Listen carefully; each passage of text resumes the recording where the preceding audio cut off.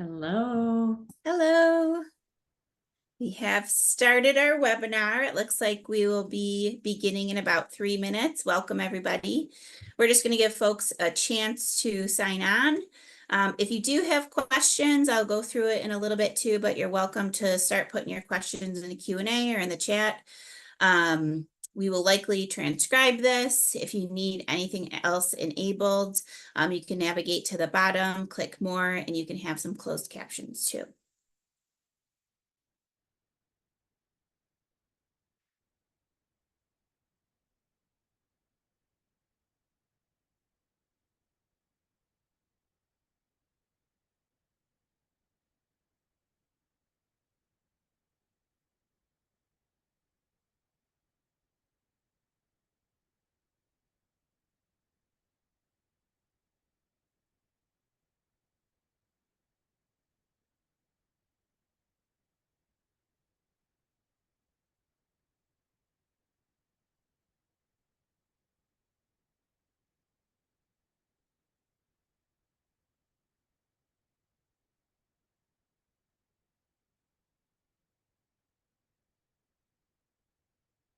Welcome, everybody. Thanks for joining. We're going to give folks another minute or two to log on. Otherwise, we'll get started just after noon.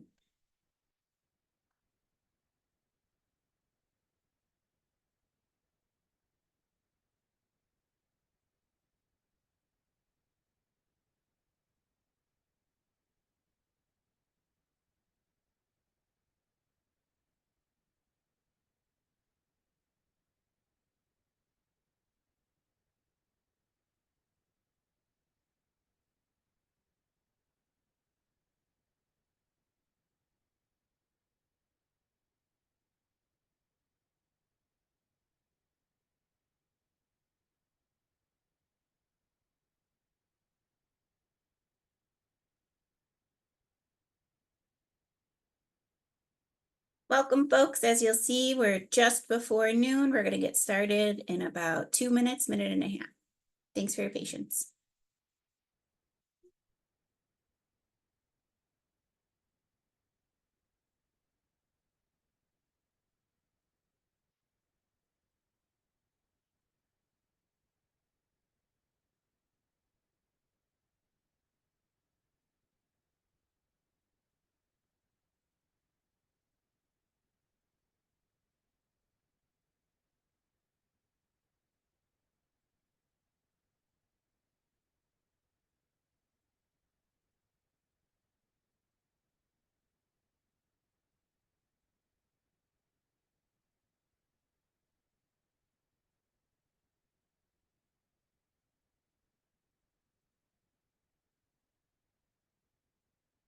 I see a few folks trickling in still, so as they're doing that, I'm going to put a couple of links in the chat, which I will also provide afterwards. We'll reference them throughout, and then we'll send them along.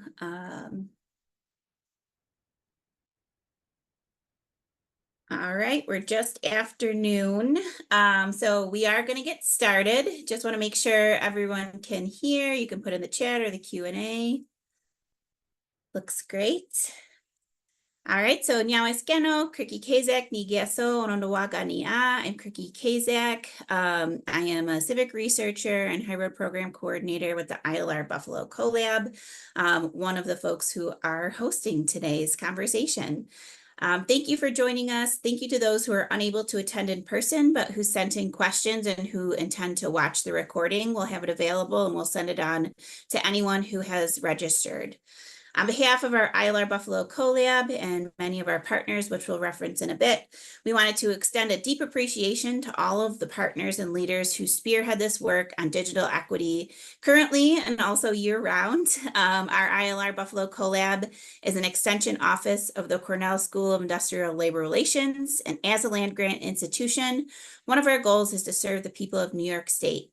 As I'm sure my colleague, Dr. Rusty Weaver, will share more about, our team takes on research to answer many of the pressing questions and issues impacting our communities throughout the year. So this is very important for those of you who are joining us. If you have questions, we would love to hear them today and afterwards. That's one of the things that we try to do, is to serve the constituents across New York, and especially in Western New York.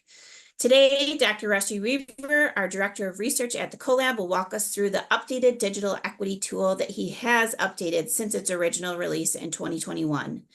The reason for this portal began in 2019. Even before the pandemic, many of our partners recognized the growing need for access to broadband in our communities and its increasing impact on workplaces and education. Unfortunately, we saw the pandemic exacerbate these issues with increasing devastation to individuals, families, and communities. So in December 2021, the ILR School, in partnership with Community Tech New York, which I think there's some folks on the call, the New York State Digital Equity launched the New York State Digital Equity Portal, along with the New York State Department of Education, New York State Library, and the John R. Oishei Foundation, in addition to partnership with the public good, one of which our representatives is here to welcome us to. The portal, which I will link to shortly, and which I did a little bit ago, I'll also send it in a link following this webinar, is an interactive online data mapping tool, which Rusty will very easily walk us through, that any of our communities or individuals seeking data to inform broadband adoption and improve digital equity for millions of New York State residents without wired internet access.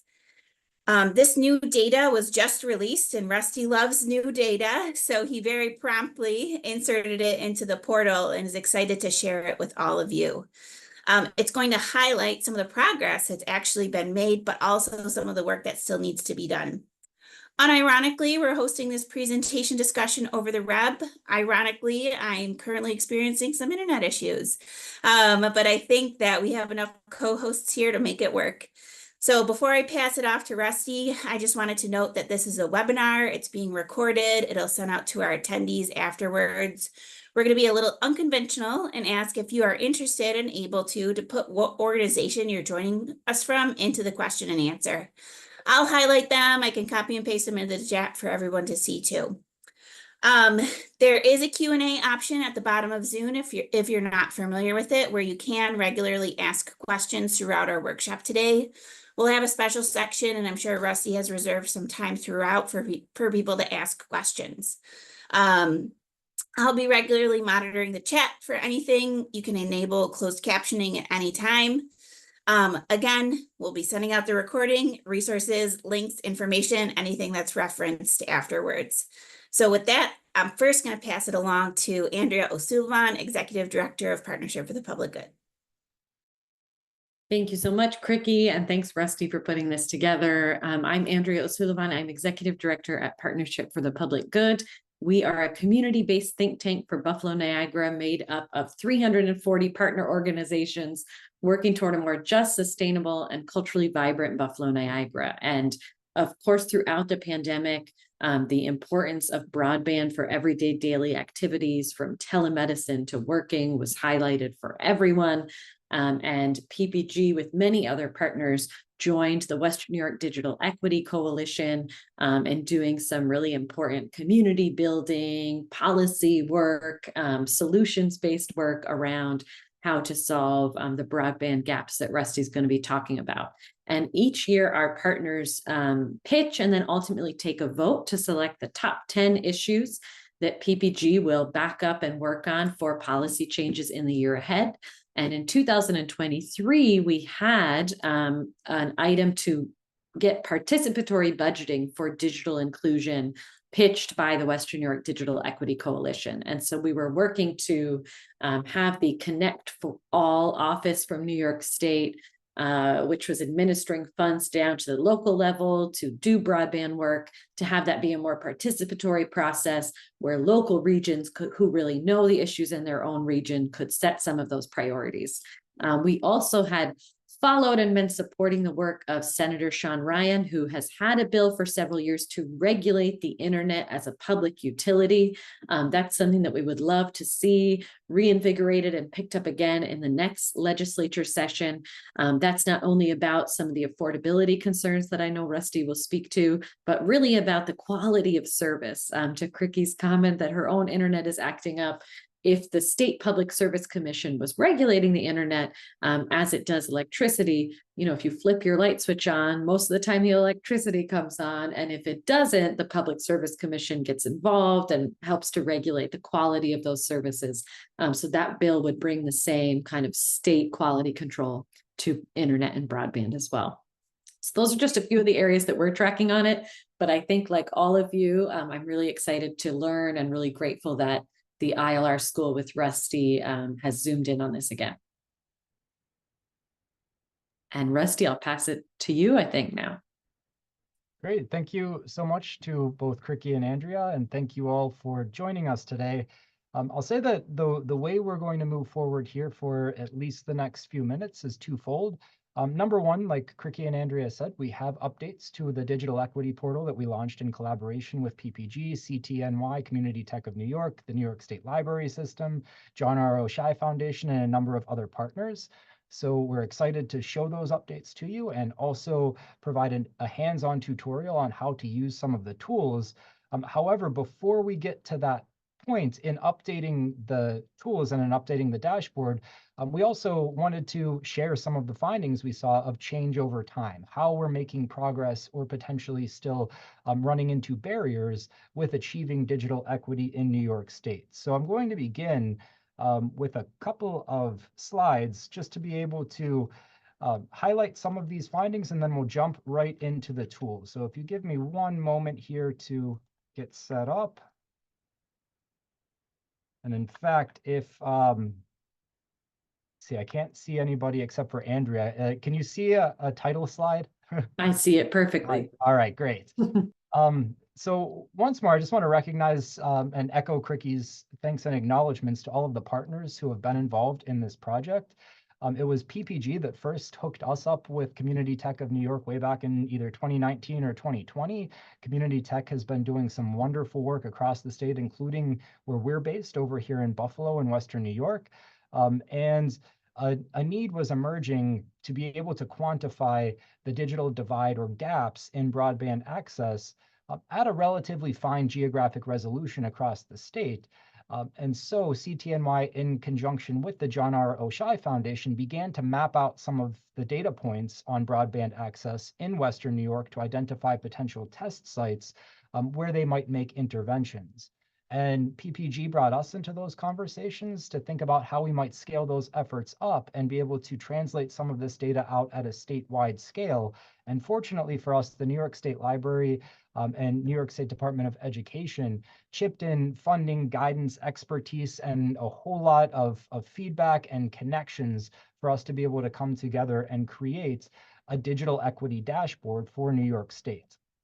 Now, I know many of you on this call operate in this space regularly. You probably don't need any definitions, but if there are folks, say, from the media or elsewhere, or who are just exploring this issue for the first time, I'll just start by getting us all on the same page to say that digital equity is basically the condition where everybody has access to the information technology, broadband internet connection or high-speed internet connection, and all of the accompanying resources that would allow them to participate fully in our economy. As both Andrea and Cricky acknowledged, during the pandemic, this became a way of life. So much of our lives were migrated into virtual spaces, and so not having that access, not having either the technology or the connection to the internet became a major hindrance during that time, and it largely still is today if you are unconnected. Job applications, ability to contact an elected official, so much of that has migrated into virtual spaces. And so digital equity allows us all to access those virtual spaces equally. In order to achieve digital equity, it's often said that we need to actively commit to digital inclusion activities, which are the actions, the program designs, interventions, funding allocations that help us to achieve affordable, robust broadband internet service for everyone. internet-enabled devices that meet the needs of all users, access to digital literacy training to ensure that folks not only have the technology and connection, but also are comfortable using all of those devices, quality technical support, just like Andrea was suggesting when it comes to public utility regulation. If you do experience issues with your connectivity, it's often helpful to have somebody from the state or from government in your corner in order to oversee the operation of that utility. And lastly, content, right? Applications and content designed to enable and encourage self-sufficiency, participation, and collaboration at the fullest possible scale across the state. We're not going to speak to all of these today because the digital equity portal that we did develop in collaboration with all of our partners doesn't cover all 5 of these issue areas. However, it does focus largely on criteria number 1, who has affordable access to broadband internet services versus who doesn't across the state. The dashboard that I'll share with you in a moment is largely powered by US Census data.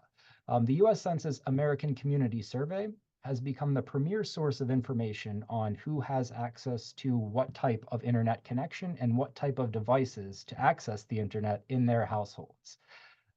If you've worked with census data in the past, it can be a challenge. There can be a bit of a learning curve for new or inexperienced users to be able to get that information at the geographic resolution that you need it at. And that was some of the impetus for us developing the digital equity portal. In fact, it was the New York State Library System and a lot of library administrators who put out the idea that they're constantly writing grants or seeking funding to offer new programs to fill in gaps that exist in the digital divide in their regions.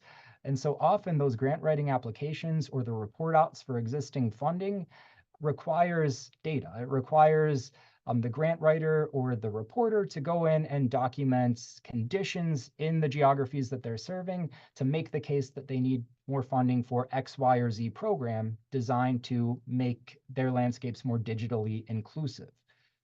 And so in conversations with folks from the library system, it seemed like there might be a need to develop a way to access that information easily and quickly so that users didn't have to spend so much of their very precious and limited time trying to track down the right pieces of data. And so that's what led us to create a portal where we try to do that work for you and on behalf of whether it's a library administrator or a CEO of a small nonprofit or community-based organization that's advancing digital equity, we tried to include options and opportunities for everyone to come in and with just a few clicks, create fact sheets or data visualizations or tables that will plug and play right into that grant proposal or right into a funding report. When we first created this back in 2021, we built the portal. I guess I'll backtrack for a moment. We built the portal with tons of stakeholder feedback. This was Community Tech, CTNY, did incredible work to identify more than 50 stakeholder groups across the state, to bring them into focus groups, to administer an online survey to all of those stakeholders, to understand the needs of these user groups and how we might build a tool around those needs that meets those needs most directly.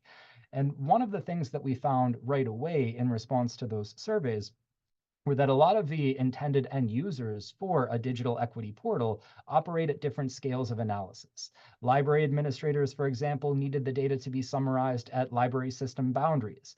Elected officials and their staffs wanted to see information at their district boundaries. A lot of community-based organizations operate on data that is collected at the zip code level, and they target their interventions to zip codes. So they wanted to be able to, again, quantify some of these challenges at the zip code scale. And as a data developer and as an application developer, what that tends to speak of is you have 2 different options. You can either build a ton of different tools, all at different geographic resolutions, and have different web URLs to direct people to so that they can access their specific tool. Or you can try to integrate that all into one platform that's built on some sort of a common geographic unit that can be scaled up into the geographies that our user groups intended. Most of the data that the Census Bureau collects on broadband are only reported at the smallest geographic resolution that those data points are reported at are units called census block groups or census tracts. And if you're in a small rural community, for example, sometimes a census tract is bigger than your community. It's bigger than the actual political jurisdiction, and it feeds into other locations. This is especially true of small towns and villages or boroughs in New York State. And so we built the initial portal at the block group resolution of analysis because that was the smallest unit, but that wasn't serving everybody. Again, in small towns, especially, or more rural areas, those units couldn't aggregate to the necessary boundaries. And so when we undertook updates beginning last July in 2023 and finally commencing in May or April of 2024, just a few weeks ago, with the help of a Cornell University High Road fellow who worked last summer on this project, we created an architecture that would allow us to disaggregate census data to a very small unit of analysis called a block. In a city or an urban area, a census block is really just a city block. Those boundaries often coincide. Elsewhere, it might not exactly be a block, but they're still relatively small units. And one property of the census block unit is that it's entirely nested in all of these other geographies that folks are interested in legislative districts, in zip codes, in municipalities, in municipal boundaries, so that these blocks are never cutting across the boundaries that our user groups were interested in. So by doing that disaggregation, we've now enabled the portal to accommodate all of those needs that we couldn't fill in the first version of it. So that does come with a trade-off that I'll mention when we get to the portal. But that was the first step in making these updates, which we did last July. The second step was to bring in the most recent American Community Survey data so that folks would have up-to-date, current, right now information. And so that data was released in December and January. And so we've been incorporating that all throughout the course of this year and finally have it ready to go. So before we jump into it, I'll just show you some key highlights. Since we did build this tool with older data and now we have new data, one thing that enables us to do is to compare the past to the present to see if we're making progress on issues of digital inequity across New York State. So the top line highlight that we have here, the question that's we're often asked when it comes to who doesn't have access, is just the number of households that do not have a broadband subscription in their home right now. According to the current U.S. Census American Community Survey in New York State, there are about 725,000 households that do not currently have a broadband internet connection in their homes. Within those households, there are about 1.8 million people. However, while those are big numbers, and they're numbers that indicate that we still have work to do to move toward digital equity, one thing that we can see from this table here is that the situation appears to be improving, right? The number of households with no access to high-speed internet, if we look at the Census Bureau period just before the current period, so the current period ended in 2022, we won't see any data for 2023 until December or January, December of 2024 or January 2025. So this is our most current snapshot that we have right now. So again, the current snapshot, about 725,000 households. But in the period right before the current one, that number was about 1.3 million households. So we do see a pretty big net change in the number of households without a broadband connection at home. That figure is dropped by about 44% between these two periods of analysis. That's a pretty significant drop, meaning that so many more households now have broadband connections at home, whereas they didn't in the 5 years prior to the current period. But there's at least some reason to look at that and still think that, once again, more work to be done. Not just more work to be done to connect those 725,000 households, but even some of those households that did gain access to broadband internet in the intervening periods, there might be a reason to think that they're still somewhat under-connected to broadband. One thing that we can do with the Census ACS data is look at the type of connections that households have. One type of a broadband or a high-speed internet connection is through your cellular data plan. So if you have a smartphone and you subscribe to a data plan and you can easily look things up on your phone or email, visit a website, what have you, that is a broadband or at least a high-speed internet connection. And that has been really the driving force behind this big drop that we could see between 2013 and 2022. When we look at the number of households that have where their only internet connection is through a cellular data plan, that number in the prior ACS period was about 384,000 households. Now that's up to almost 810,000 households. So again, this is where the household's only connection to the internet, they're connected to the internet, but their only connection is through a mobile data plan. So that is more than doubling of that number over the intervening periods. And so if we were to say define those households as also being underconnected, maybe they have needs that can't be met by mobile phones or cellular data plans alone. In fact, the portal that we're about to show you isn't very mobile friendly. Something that unfortunately I have to admit, it's because it packs a lot of data into one location. There are a lot of households that wouldn't be able to access some of those not so mobile friendly websites or applications or opportunities. And so if we were to look at both of these numbers, the households with no connection whatsoever and the households who are only connected by a cellular data plan, in the last 5-year period, that doesn't overlap with the current one, there were about 1.67 million households that fell into this potentially underconnected category. And today, in the current data set, that number's only dropped to about 1.53 million. So this major progress that I highlighted on the last slide, what looks like a 44% reduction in the number of households that can't connect to the internet, if we want to group in folks who can only connect through the internet through their cell phones with that, then the progress becomes a lot smaller. We still see a decrease in the number of underconnected households, but not quite at the magnitude that we might expect given these numbers in the first row of the table. And so that's led to a trend. That trend is in every American community survey up until the current period, basically, the most common computing technology in somebody's house has been a traditional desktop or laptop computer. So in that period that I've been referencing, the one that ended in 2017, so roughly 5 years ago, desktop or laptop was still the dominant technology. 79% of households had that particular computing device at home. A smartphone was second. 70% of households had a smartphone at home.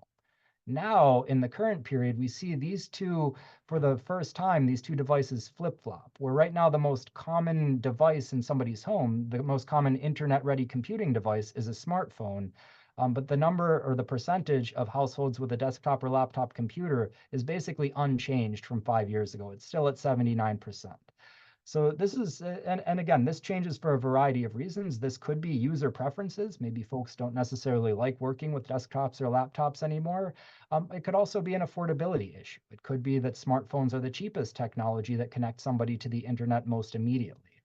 And so this has implications and directly relates to that table that I just showed you, where we do still have, if again, you want to consider folks who can only access the internet via a smartphone as underconnected, this change in technology is one of the potential causal factors of that relatively static level of underconnectedness over time. The next thing that we can highlight here, in again updating the data, this probably isn't new to anyone who's been working on this issue for a long time, but lack of a broadband connection is not just a rural problem, as it's often framed to be, where there's lack of infrastructure or a lack of providers because of the low population density. It's very much an urban problem as well. This is an issue that cuts across the urban to rural gradient in New York State. This is a map shown at the public library system scale, one of the scales of analysis that our portal covers. And so the lighter shades here, the yellowish colors, indicate the public library system boundaries or service areas that have the largest amount of households not connected to broadband. So in the Chautauqua-Cattaraugus library system, the two-county system, 14.6% of households do not have a high-speed internet connection in their homes. In the adjacent Southern Tier public library system service area, the number is 13.8%. So a little smaller, but not too much smaller. Of course, these are known to be relatively rural areas. And so again, your eyes are drawn to these locations on the map just because of their size and their their different color hues. And so it's easy to think that this is a rural infrastructure problem. It's because of low population density. But the public library system service area with the third highest percentage of households that do not have an internet connection is down in the densest city in the United States, in New York City. The Brooklyn Public Library System service area is associated with 11.8% of households not having a broadband connection at home. So again, this is very much a cross-cutting issue that affects everyone in New York State. It's not just a problem of lack of infrastructure or lack of providers, it's also going to be a problem, as we'll see, of affordability. Just a few more here. Another thing that we noticed as we were putting the new data into place in the various tools that are part of the portal is that racial disparities still exist. There's been improvement, regardless of one's racial identity. There have been market improvements in the level of access or the level of take-up rates of broadband at home across New York State and among different racial and ethnic groups. However, the groups that were below average in terms of their access to a broadband subscription at home in 2017 are now even more below average in 2022, 5 years later. And so again, there's progress being made. If we look at, for example, households headed by individuals who identify as Black or African American, 5 years ago, 77% of such households had broadband at home. Now it's 88%. So there's, again, improvement in that number. But why we need to pay attention to, let's say, statewide averages is because 5 years ago, that number was only about 0.7 of a percentage point away from the statewide average. So this group of individuals or households was not too far off from the average New Yorker. Now that gap has increased a little bit. Across the states, the broadband take-up rate has increased by more than 12 percentage points, but for some groups, it's only up by, say, 10 or so percentage points, which is causing this below average level for some groups to seem even more extreme than it was 5 years ago. So again, the goal for something like digital equity is 100% access across the board. We're inching toward that, but we're inching toward that in a way that is still characterized by some racial and ethnic disparities, which should inform our digital inclusion activities as a state going forward. And that being said, probably the biggest barrier still, though, to digital equity, to achieving that 100% take-up rate, is income. If we look at, and these are the categories of income that are summarized by the US Census Bureau and the American Community Survey, so we can't further break this out, unfortunately, to see exactly how this changes at even higher income levels. The top category or the top coded category is $75,000 or more for household income. But if we look at that top coded category, nearly everybody who's in that range has a broadband connection. Roughly 96% of households with annual income of $75,000 or more have a broadband connection at home. The situation is a lot bleaker when you look at the bottom end of the income scale. Particularly for households that earn between $10,000 and $20,000 per year, only 2/3 of such households have a broadband connection at home. So we can see this is almost a monotonic function here, that the more income you have, the likelier you are to have access to broadband when, again, as we talked about at the introduction of this webinar, is something that's becoming more and more of a necessity, if it's not already a necessity in public life. So again, income becomes sort of the deciding factor here. Now, before we transition into the portal, I will say Andrea talked about some pending legislation in New York State. We also have some legislation that is about to take effect, even though it was passed back in 2021, that might stand to solve some of these issues, or at least contribute to the reduction of some of the gaps that we've seen in the past 2 slides. So if you're familiar with something called the Affordable Broadband Act, this was a bill that was passed and adopted into law in 2021, signed by the governor who was in office at that time, but it immediately came under scrutiny and there was a legal challenge almost immediately because of the implications. So what the Affordable Broadband Act tries to do is cap the price that any internet service provider operating in New York State can charge to qualifying low-income families. Qualifying low-income families under the definition of the law include any households that currently qualify for free or reduced public school lunch, for SNAP benefits, for Medicaid, for disability-related rent reductions, or for special pricing from existing utilities. So again, going back to what Andrea was talking about at the outset, trying to treat broadband more like a utility and capping the price that some households need to pay for it. And so the law, as it was written at that time and adopted, said that any internet service provider, whether you're a gargantuan like Verizon or someone somewhere in between, could only charge $15 per month for a 25 megabits per second package to households that qualify, or $20 a month for a faster 200 megabit per second package. As you might imagine, internet service providers didn't much like that rule, and so they challenged it and argued that New York State doesn't have the power to do this because they are regulated at the federal level by the FCC.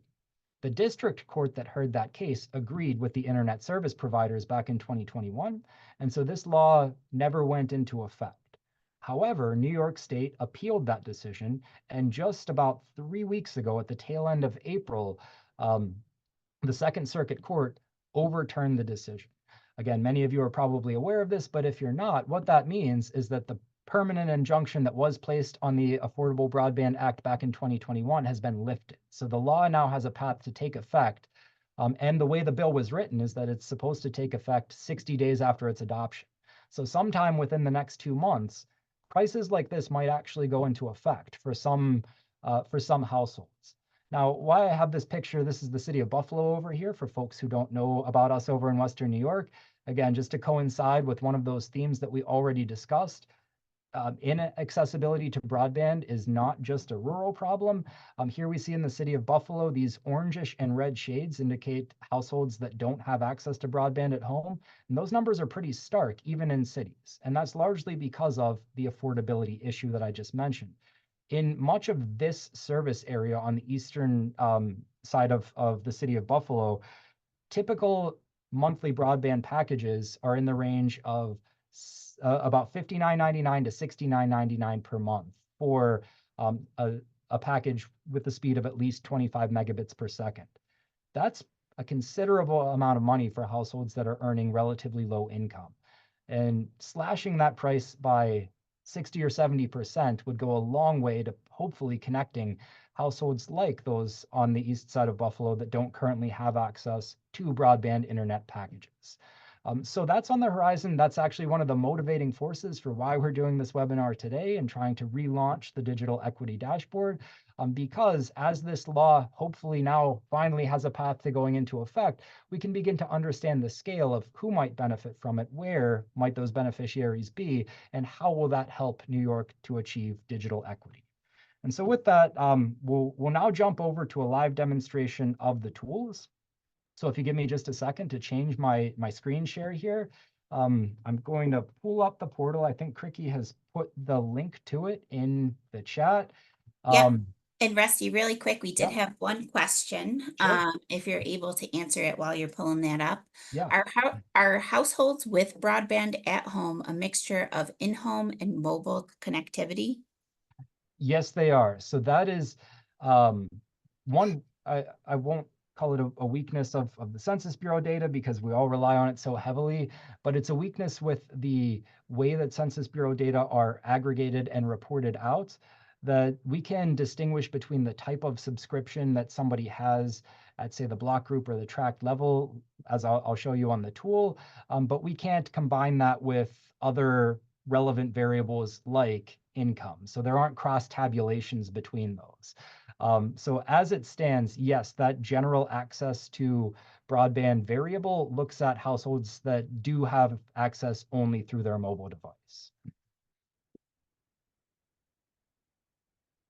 Start a new screen share here. All right, so as we pivot, the first thing that I want to mention about this portal is we created it once again, as I mentioned, to help grant writers, to help elected officials, to help community groups very quickly get answers to questions that they might have to answer on grant proposals, on funding proposals, or as you're defending, say, a legislative proposal or a bill. And so what we're trying to do with this portal is cut out the need for those users to have to figure out how to go to the Census Bureau, download the data for the location that they're looking at, and then summarize it in a way that they can quickly introduce into a proposal. So I want you to keep that in mind as we go through. Think about all of those activities that go along. And the reason for that is in order to build all of this data into this portal with so many different visualizations, the trade-off is it does take a little bit of time to load, right? It unfortunately doesn't give that instant gratification of I click something and I immediately see it. It does need to think for a second before it spits out the results. So, as you're working with it, make sure you have a cup of coffee or something with you. Click what you need to, wait for it to load, and then hopefully just copy and paste it right into the proposal. It should run a little bit faster after you use it the first time because it will store cookies on the browser, but there is a lot of data here. As I mentioned, we disaggregated all of this down to the census block level so that you can go in and see a scenario for an individual block. And so with that, the underlying database is enormous. So that keep that in mind as we go through. But nonetheless, here we are. So when you land at the New York State Digital Equity Portal, you'll have a top menu of options. We'll visit a few of these as we go through the live demonstration and tutorial here. But the main portal home is a screen that has a very busy interface. We do this for a specific reason, as I'll show you in just a second. Whenever you come up with the level or the analysis that you want from the portal, you can just take an easy screenshot of it and copy and paste it directly into whatever documents you need. And that way you don't have to also learn, say, any sort of statistical or data visualization software. We're trying to perform as many of those functions as we can on your behalf to free up your time to do the important work that you're doing. So just to go over the interface, we have a map up in the upper left-hand corner that by default is showing the percentage of households with no computing devices. You may be thinking, why, if we're here to talk about who has access to broadband or not, is that the main map? And the answer is that actually came out of our stakeholder interviews. Like I said, we had this wonderful partner in CTNY who did all of the hard work of identifying potential users for a portal like this and regularly surveying them and sitting them in focus groups to see what variables should be included on the portal. In fact, that's how we decided on all of these features that you see. But the number one request wasn't for who has a broadband subscription at home, but who has computing devices or no computing devices at home. Again, it's part of that wider digital inclusion set of digital inclusion activities to ensure that technology is as available as broadband internet connections are. And so the map is designed in a way that just goes on what we call a dichromatic scale from, green has shades of green are showing census blocks that are more likely to have computing devices. Shades of red and orange are showing blocks where households are much less likely to have access to computing devices in their homes. This coincides with a bar graph that's sort of in the center of the bottom row of the portal, just showing a breakdown of the types of devices in people's households. So in New York State, across the entire state, we have about 7.6 million households. And right now, about 7% of those households, so over 500,000 households, do not have any sort of computing devices in their home.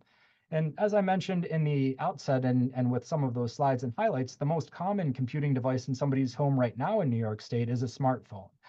And this is a shift. This is something that has not historically been the case. Typically, a desktop or a laptop has been the most common technology in somebody's house. So if we get to that question, then the big important one that many folks are asking of who doesn't have access to broadband internet, we do have that in bar graph form right in the center of the visualization so that it stands out. If you hover over that, it gives some more detail. In fact, if you hover over any feature on the data visualizations, they'll always tell you a little bit more information. But if we hover over this bar, we can see that, again, without selecting any subgeographies or anything like that yet, just looking at the statewide numbers, there are currently almost 725,000 households without a broadband internet connection. That's about 9.5% or just under 10% of New York State's 7.6 million households. While that still seems like a relatively large number, and it is, we also show the comparison factor from the 2017 ACS, so about 5 years ago, before, where the number of households without broadband access was about 1.3 million, or about almost 18% of households in New York State. We then we break that out into who's living in those households. So we have a very similar graph right below the map that shows the number of people who are affected by this. So that's just the big difference between these two. One shows households and one shows people. So right now, there are about 1.83 million people living in the 725,000 households without a broadband internet connection. That is also down considerably from 5 years earlier when that number was about 3.3 million people, or almost 17% of New York State's population. Below that, we get into some more detail on the connection type. So while, again, the top line main finding is that 9.5% of households don't have a broadband internet connection, we can break those out by saying that 9.3% have no internet connection whatsoever in their home. And there's still a few thousand, still 0.2% of households that have a dial-up connection, which generally does not meet most computing needs these days. And so those are in these bar graphs. So this is where the 9.5% comes from. But then we have a whole other subgroup of New York households, nearly 11% of New York households, additionally, above and beyond this 9.5%, do have a high-speed internet connection, but that high-speed internet connection is exclusively through their cellular data plan. Again, these might be individuals who are underconnected to high-speed internet. That maybe there are members of that group and a subset of that group where a cell phone is their preference. My mother, for example, doesn't want a computer, just has a cell phone with a broadband connection, and she needs to send an email or something, it's done on her phone. So there are certainly groups like that where a smartphone meets all of their needs. But again, in a lot of the literature on digital equity, this is sometimes a connection that doesn't meet everyone's needs, especially in terms of filling out job applications or accessing web applications like this that have a lot going on, that are very busy, and that don't translate well to mobile devices. Next to that, we look at access for children. This was one of the biggest questions and requests that we got in the early days of the pandemic, were from school districts trying to figure out what their investment level needed to be in mobile hotspots or iPads or laptops to be able to send children home with devices that would allow them to continue to participate in the curriculum through Zoom or some other online technology. And so here we're looking at students enrolled in pre-K through 12th grade classes. And of, again, if you hover over this, you can always get the total. So of about 4.5 million students who are currently enrolled in pre-K through 12th grade in New York State, 5.3% of those kids currently do not have an internet connection in their homes. We have some slightly related but non-duplicative information over on the right-hand side. So a coinciding question with that is usually just in general, how many young people or how many children are part of the digital divide who don't have an internet connection at home. Now, while enrolled students might include, say, some 18-year-olds who are considered by the state to be adults, here we just exclusively look at the population of children, so 17-year-olds and below. And of that universe of individuals in New York State, so of about 4.1 million New Yorkers who are under the age of 18, currently 7.6% live in households that don't have a broadband internet connection. And then the biggest factor, again, this was the #1 request alongside with computing devices from the stakeholders when we were putting this dashboard together, is to look at the differences by household income. That graph that I've already showed you in static slide form gets its interactive version in the portal right here in the top row, showing connectivity by household income. Over to the right of that, we're going to have all of these different geographic filters that will allow you to, again, pick exactly the study area that you're looking at and filter all of these data points, all of these interactive data visualizations just for those locations. Before we explore that, I'm going to direct you down to the bottom here, because there were so many indicators that were requested from our partners, we couldn't fit them all, we couldn't cram them all onto one page. So there's a second interface that goes along with this dashboard. This is where I said, be prepared to wait. I'll have to fill in the space a little bit with some explanation. But when you click on that, it is calling up all of the new data points, all of the other variables that our stakeholders were asking for.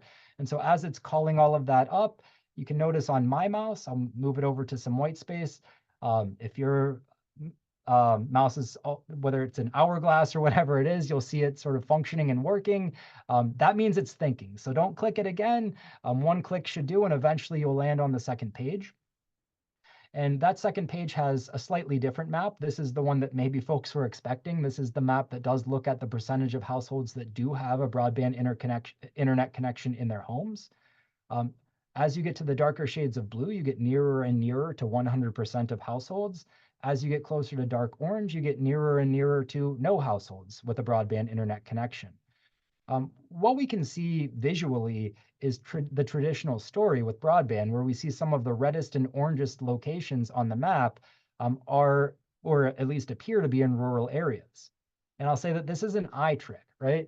I'm a geographer by training, and so try to give you a quick geography lesson.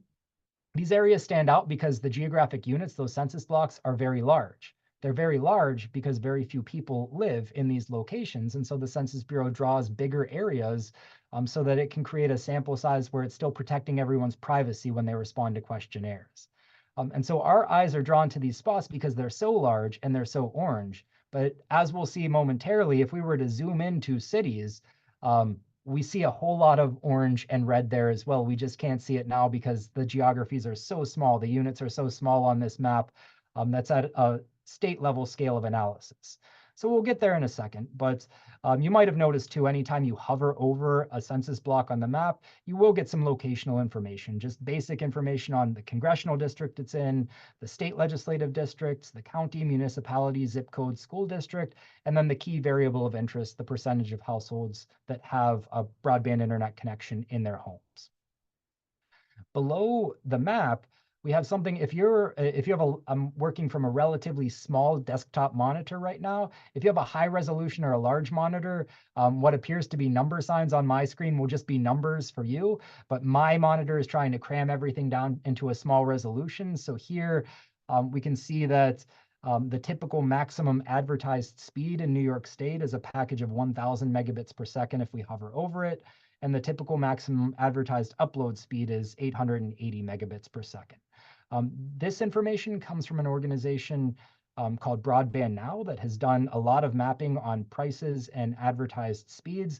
They also poured in data from the Federal Communications Commission, the FCC Form 477, which is a census block level data set asking providers to report back their advertised upload and download speeds for their packages. That Broadband Now data also gives us minimum prices for those packages.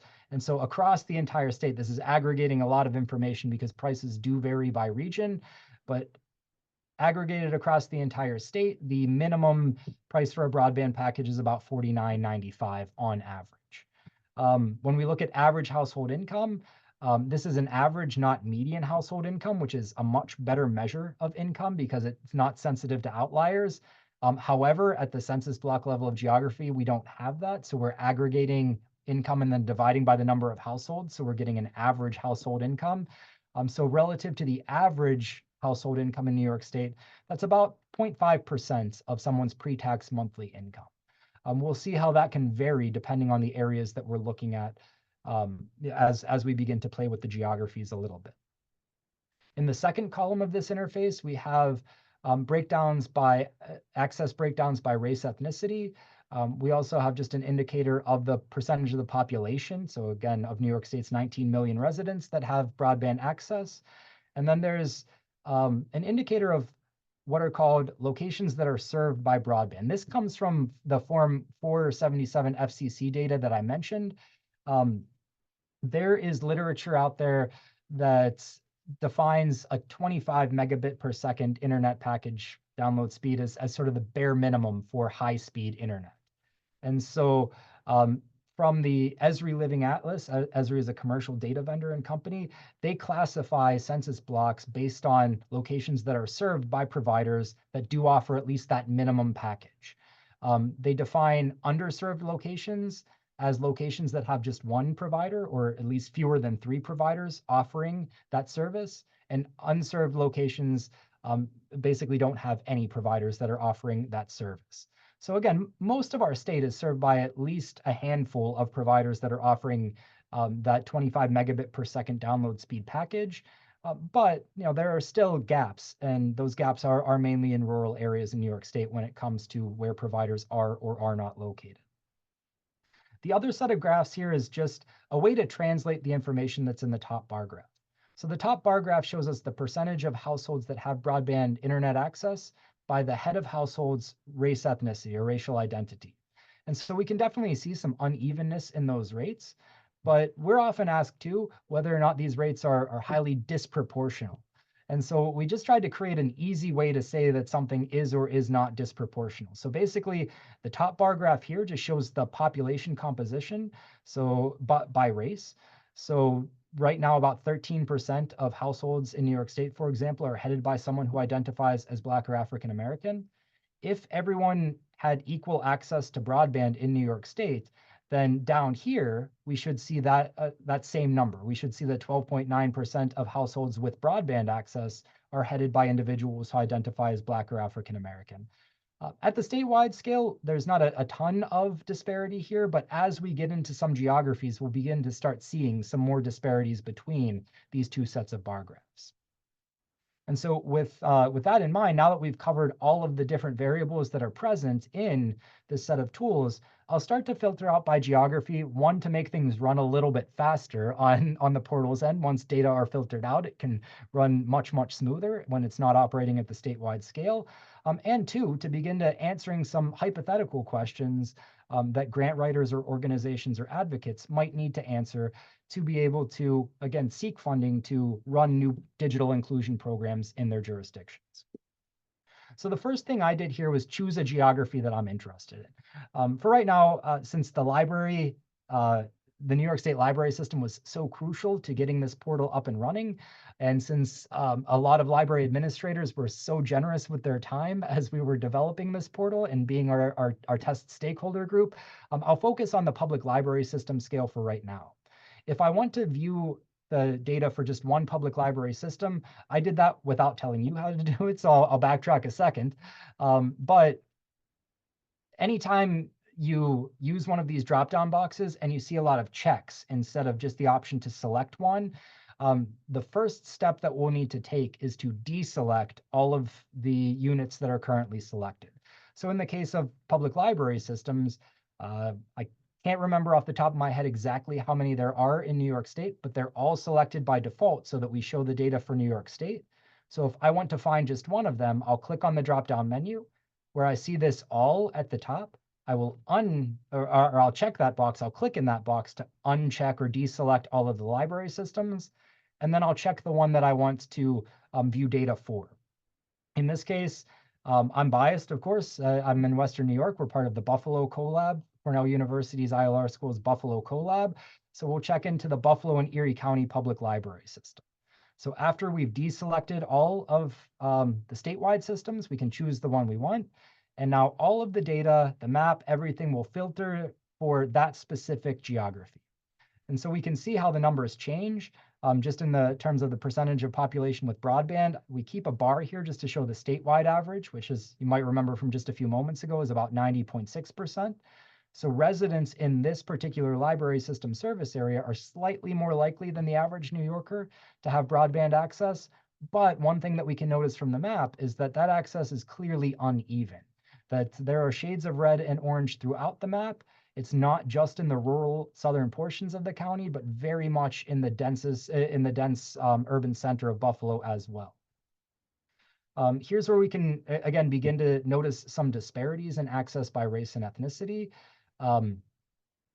For example, the population of households that are headed by Black or African American individuals, only about 86.7% of those households have a broadband connection, compared to, again, this average rate of about 91%.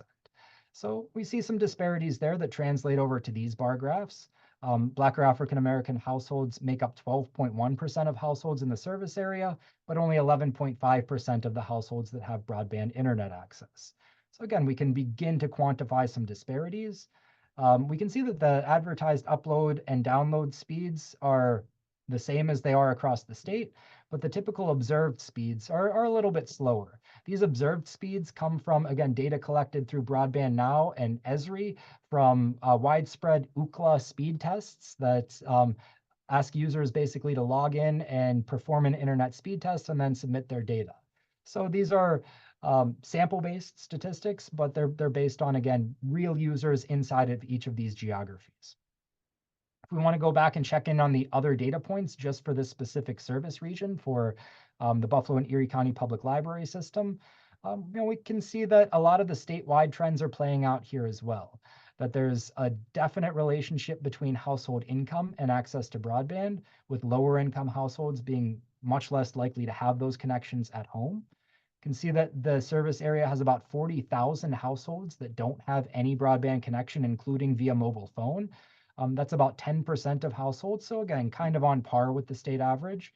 And in terms of population, 81,375 individuals live in those approximately 40,000 households. It's about 8.8, nearly 9% of households in the public library system. However, while that number is, again, on par with the state average, we again see that there's nearly 11% of households that have internet access, but only through their mobile data plan. So that brings the total number of potentially underconnected households, or the total fraction of potentially underconnected households, up closer to 21% of all households in the Buffalo and Erie County Public Library System. The percentage of households without computing devices is also a little higher than the state average, which was about 6.9%. In this system, it's closer to 8%. So the next thing that I want to show before we move on is that we can use these filters in conjunction with one another. So now that I've specified the public library system I'm interested in, if I'm an organization, say like CTNY, that does localized interventions, or another nonprofit, I might try to pick out a zip code from this particular service area that I'd like to target for interventions. It's very similar to what we just saw. If I were to come down here and click on the drop-down menu for zip codes, the list is relatively short, and that is just because we've already filtered by public library system. So now we're seeing only zip codes that are in this system and not all zip codes in New York State. But the way that we would select one is very similar. We would uncheck the all box whenever we click on this drop-down menu, and we would find potentially one zip code that we're interested in doing a deeper dive of. In this case, I'm going to choose zip code 14208. I'm choosing this zip code if you're familiar with the mass shooting events that we had in Buffalo on May 14th, 2022. That's the 2-year anniversary just happened. This was a zip code that was targeted because of its concentrated disadvantages, because of its racial makeup. It's a zip code that has been targeted for awful reasons in the past. And so digital inclusion activities might target this zip code for positive interventions in order to bring more wealth to the community, in order to increase digital equity inside of a zip code. And so if we wanted to target a single zip code like that, once again, all of the data will filter for that specific location. And we can now use the map to zero in on specific blocks where we see some of the most issues with lack of computing devices or with underconnectedness. All of the same data points still exist. We can see that this zip code does have above average levels of underconnectedness. About 13% of households here do not have a broadband subscription. Another 16% can only connect to the internet by their cell phones. And about 12% of the overall population are in households that don't have any access to the internet. If again, we were looking for a community level intervention, like a CTNY portable network kit intervention, we might start to zero in on blocks down in the southern end of this zip code, where we can see some of the biggest challenges with not having computing devices or not being connected to broadband internet or high-speed internet. Now, with all of that, the rest of these filters are going to act very similarly. So I'll show you one more example using a legislative district. But to get back to that point, you need to know how to get back first to the statewide level. Because if I were to come in and try to choose now, let's say an assembly district, my options are limited. I've got one. I've only got the assembly district that is covering this specific zip code in this specific public library system. So if we wanted to zoom out and go back to the statewide data so we can pick a different legislative district, we need to clear the filters that we've made. There are 3 different ways of doing this. Number one, at the very bottom, actually, there are 4, I'm sorry. At the very bottom, if you look for what seems like a back arrow with a line on the left-hand side, if you hover over that button and it says Reset View, this will take you right back to the beginning, exactly where we started with all the statewide data. There's a button that does that too, that resets all the filters, just a visual cue versus a written cue. They both do the exact same thing. The third way is you could do a hard refresh on your browser. Just by clicking the browser refresh button, it will get you back to the beginning. The fourth way is to individually clear the filters that you've set. So if you ever want to, if you forget which filters you've set on this, if you hover your mouse over any of these drop-down boxes, up in the right-hand corner, you'll see what a button or an icon that looks like a filter. On the drop-down boxes that you haven't touched yet, that filter will just be a filter by itself, a white icon with a gray outline showing a filter. If you have touched one of these drop-down boxes and you've set something on it, the icon changes into that same filter, but with a red X on it. And if you hover over that, it's just telling you that you can undo that filter and, click to show all of the values. And so that's the long way of doing it, because you have to do it one by one. But I'll just do that to, again, illustrate the way that these filtering options work. So we can take off the two that we've set, and eventually, again, there's a bit of a drag because of the size of the underlying database, but we'll get back to the statewide data set, where we're looking at all of these indicators once again at the state scale.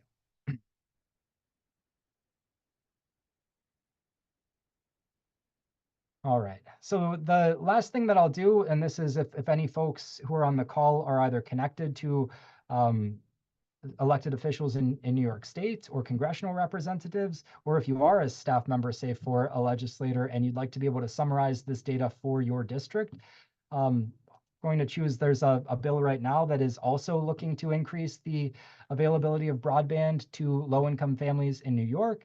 I think it was introduced before the decision had come down on the Affordable Broadband Act, but the primary sponsor of that was Assemblymember Cunningham from the 43rd Assembly District.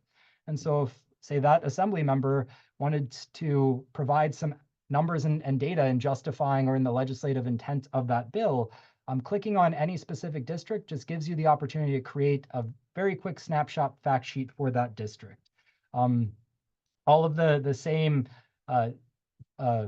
items that we've already covered at the zip code and public library system scales still apply. Anything you hover over on the tools will give you a little bit more information, allow you to properly quantify the extent of the underconnectivity issues that we can see in this location. And if you're interested in just copying and pasting this into a document, there are two big ways to do that. At the very bottom of the portal, there is an icon that looks, I guess, kind of like a rectangle with an arrow, a down arrow. If you click on that, you can download this visualization as an image, as a PowerPoint slide, as a PDF. You can download the underlying data. Again, it's pretty big. It's a lot of data, but this gives you options to export out what you're looking at. The other option, of course, is just to use that snip feature that's is probably built into your computer to take a screenshot, hover over the portal, and copy your fact sheet and paste it into another location where you can use it to, again, for advocacy purposes, for a fact sheet, whatever it is you're looking to do. Being mindful of the time now, I'm going to move on to what's called Explore More Layers, the second button on the top menu of the New York State Digital Equity Portal website. That is a map that's built on a different platform. It doesn't allow you to create the fact sheets or filter as the first set of tools does. However, it allows you to explore more opportunities. And those opportunities are, here we really summarize that FCC broadband collection data. This is, if you recall from the earlier portal, we have this pie chart that shows well-served, underserved, and unserved locations in New York State. We have the data to back all of that up, the Form FCC data that will allow you to see areas that are under or unserved, the providers that currently exist in those locations, and the number of locations that are eligible potentially for federal broadband funding because they are underserved. This data is available at multiple scales of analysis. If we zoom the whole way out to all of New York State, you'll see how the map changes a little bit. The data are automatically reaggregated to the county level. And so if we wanted to click on any county that we can see, We get a summary of the number of broadband serviceable locations, so basically homes, businesses, things like that, as well as the population estimate for the county. We can see what fraction of these broadband serviceable locations are actually served with high-speed internet connections.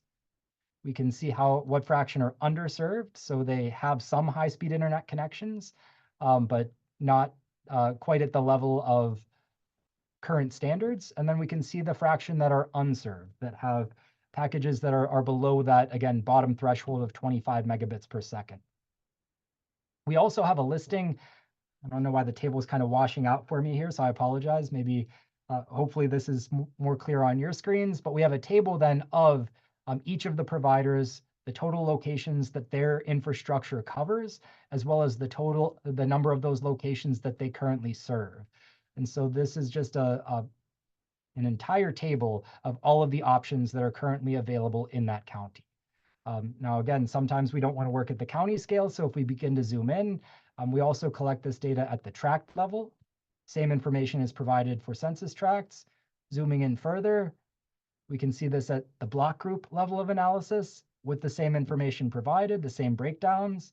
And if you zoom the whole way in, we can even look at individual census blocks, the smallest level of analysis at which any census data are published. And we can see the same breakdown, what providers exist, how many locations they're hooked up to serve, how many they're actually serving, and all of that good stuff there. This is the main feature of this portion of the digital equity portal. Another thing that we tried to introduce here, and this was, again, at the direction and genius and brilliance of CTNY, we also include a layer of community-based organizations here. And we do this because, again, a lot of digital equity work, a lot of digital inclusion activities involve coalition building and working in coalitions. And so if we're identifying blocks in our county or in our service area that are underserved, you might want to try to start identifying potential partners that you could go to for either funding. There are foundations that are represented in this data set, charitable foundations. There are research organizations, education organizations. So just any sort of community-based organization to potentially get involved in digital inclusion campaigns. You will see that those organizations are color-coded. Any of these layers that are checkable in the left-hand side have this what looks like a series of lines of a table. That's the legend. If you come in here and click on that icon, it will show you the types of organizations that are included in the data set. That might allow you to click more strategically as you're looking for specific types of organizations. Other than that, the layers that we have built in, just look at some of the data that we showed on the last map. However, now you don't need to sort of click and wait for a specific geography. You have the freedom just to zoom across the map, find specific locations or block groups, click on them and get the data points that you might be interested in. So right now we just have broadband take-up rates overall and by head of householder, race, ethnicity. However, this is an area of the digital equity portal that will be expanding consistently over time. And so this is one of those areas I think Cricky mentioned at the start, that we're always looking for feedback and helping or hoping to find ways to help answer critical questions that are relevant to our community-based partners and legislative partners in New York State. And so if there are any other layers that you would like to explore interactively in this side of the map, send those to us, put them in the Q&A, reach out to us via email, and we can begin to build these out. This is a modular section of the portal where we can build almost within a relatively small time frame, no longer months, but we're talking days or weeks, new layers into this that can be clickable on and off, toggleable on and off, so that you can explore that data on your own rather than having this side of the portal do it for you. That's about it. I want to leave time for a lot of questions. I will also mention that if you are interested in any of those top line findings that I discussed in the slides at the start, On the website, we do have a link to a fact sheet that summarizes all of those issues. So the same major talking points that we looked at earlier are all here. If you didn't catch the numbers and they're relevant to you and you wanted them, click on the digital equity fact sheet link at the top of this site, and you'll be able to get immediate access to those facts and figures. The documentation section lists the data sources, as well as gives some of the history of how the project came to be. And then you can find my email address at the bottom if, again, you do have ideas for potential layers that might be included in that more interactive portion of the map, where you can take a deep dive and explore individual data points. So with that, I think we've probably got about 15 minutes or so left for Q&A. Thanks, Rusty. We do have a few questions already, and we're going to give folks another minute or two to put some in the chat if they have some. But I know you just closed out of it, but I'm going to ask you to open it up again. I'll let you take a sip. Just wanted to express appreciation for you walking us through all of that.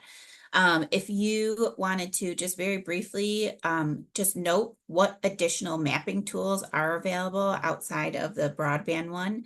And then I will finish compiling these questions that were sent in ahead of time, and give folks a second to put any in the question and answer right now. It looks like some are trickling in. Sure, yeah. So while those are coming in, Cricky mentioned we do have a link to more mapping tools.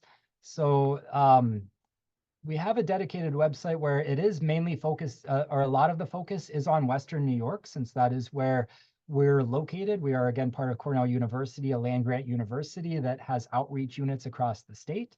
So there are a number of very specific tools that we've developed for Buffalo, Niagara, and Rochester, but we do have statewide mapping tools on localized living wages.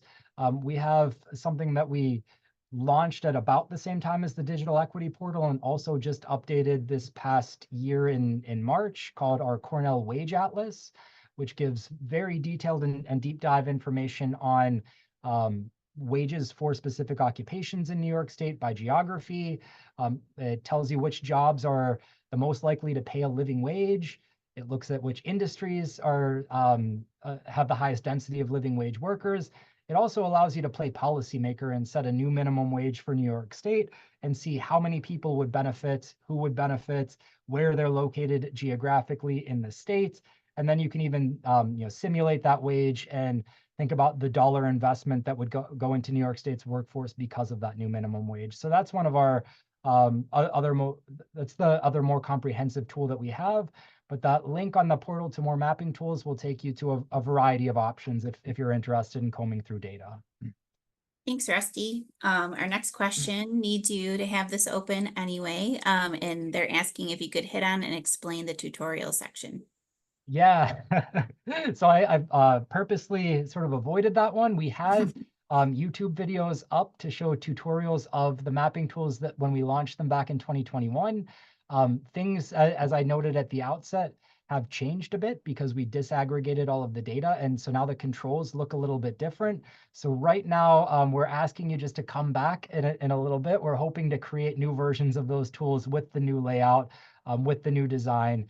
Check back, and it will be a lot of what we just saw, the interactive hands-on approach to how to find a specific geography, what the data points mean, and all of that. But unfortunately, we did pull that off because the tutorial videos that we had created do no longer match the interface that you see when you log into the portal. So I do apologize for that. Thanks, Rusty. You answered one already that someone had asked about splitting the information by age when you had referenced, a lot of the questions came from educators or schools. So I think that question was answered, but then there's another question about, does your data have information for New York State compared to other states? How are we relative to other folks in terms of helping folks have access? That's a great question. And the short answer is no, we don't. We haven't built in those comparative features yet. However, there is a lot of demand for that. So we've had a number of, especially library administrators, ask for that information because it was making for stronger grant proposals to show status of New York State relative to some others. And so that is something that we will look to hopefully integrate going forward. But no, this is a New York State focused tool at the moment. Great. One question was, I missed it. As you were clicking through with the additional layers, can you do those by assembly or other Senate districts? So in this part, we Yeah. have all of the coding. So right now, again, this is just based on some preliminary stakeholder conversations and needs. So the blocks are right now, and all of the geographies right now are just really coded to show that specific location. But yes, we can build in all of that contextual geographic information just by clicking on a couple of buttons. Right now, they're turned off. What we were trying to do, and maybe this is a bad excuse, but what we were trying to do with this one is if the layer was called, for example, just percentage of households with broadband access at home, since we overwhelm you so much on the other interface, we were trying intentionally to make this so that if you click on one of these layers, it gives you just exactly what the layer is describing, so you don't have to sift through a lot. But in doing that, I think I just totally overlooked including the relevant geographic information in the pop-up. So yeah, we can probably have that done within a week. Great, thanks. These ones are a little bit more complex. Well, this one's simple. Thanks for walking us through this. If we have questions as we're trying to use this, are we able to reach out to you? Yeah, for sure. Great. I'm curious about the price of broadband over time and if any of that can be disaggregated by those who receive the low income assistance versus those who don't qualify and pay the full price. Anecdotally, it seems that the prices of internet access over the last even year seem to have skyrocketed. Yeah, that is definitely the case. And one thing that we are limited on in this tool right now is that pricing information. You can go and say, get a quote from all of the providers by going to their websites, typing in your address, number one, seeing if they serve your location, and number two, then getting quotes for packages. There is an organization that basically took that approach, Broadband Now, and they have an open broadband data set on a GitHub repository where we're drawing all of the pricing information from. But because of the intensity of that effort, there hasn't been an update to it. And so it's been difficult to gauge that change over time at the resolution that we're working at right now, just because there hasn't been an update to it yet. That is something that I know that there are tons of groups that are interested in, probably even going back to the Broadband Now organization that did the work in the first place. So I'm guessing we will probably see some updates very soon. And once we get that, just like we do with the census data, we're going to get to work building it into the portal as well. Great. This one seems more opinion, but you can use your expert opinion.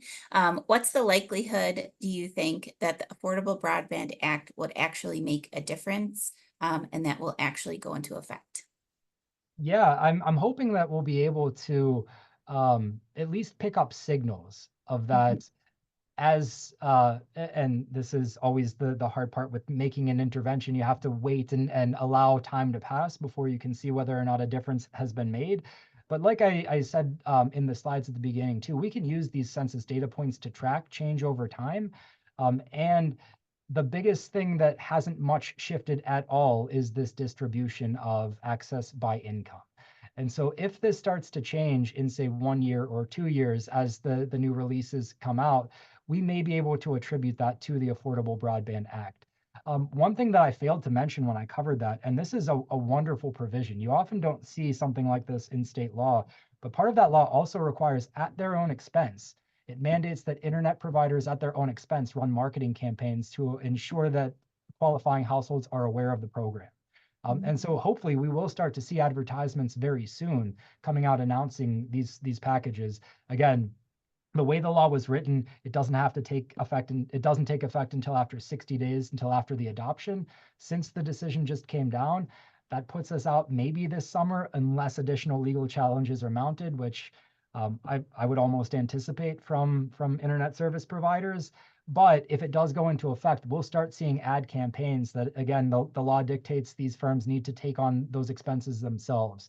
So hopefully that level of awareness will begin to push some qualifying households into these packages and get them connected. Great.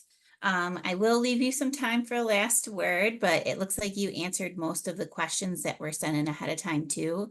So I just want to reiterate for those of you who are joining us, what questions do you all still have from your community, your constituents, students, families?